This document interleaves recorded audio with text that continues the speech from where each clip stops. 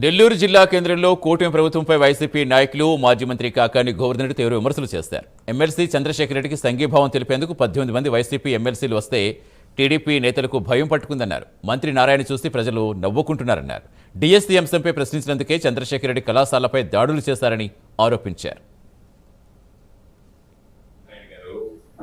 మీరు రాష్ట్ర స్థాయి మంత్రిగా పనిచేసేటువంటి వాడిని, నీకు నేను ఒక ఛాలెంజ్ విసురుతున్నా.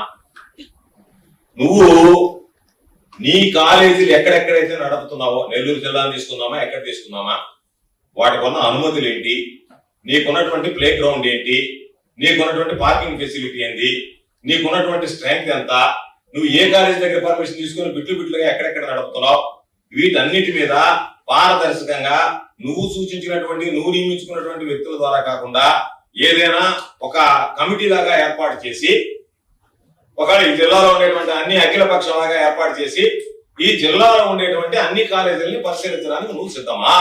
ఆ ఛాలెంజ్ నువ్వు స్వీకరిస్తావా?